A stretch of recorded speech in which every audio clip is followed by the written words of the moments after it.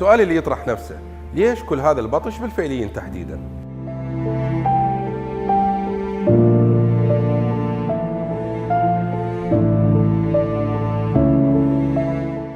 الإجابة بنقطتين رئيسية، قوميتهم الكردية ومذهبهم الشيعي.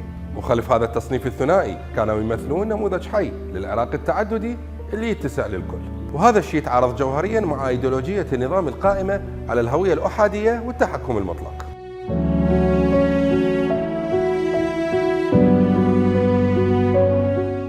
نظام البعث شاف بهذا المزيج تهديد مزدوج لشرعيته وهيمنته، لأن الفيليين عايشين جغرافياً بمناطق حيوية وعلى حدود استراتيجية، ويتمتعون بنفوذ اقتصادي واجتماعي ملموس خلاهم بعين النظام خطر يجب استئصاله.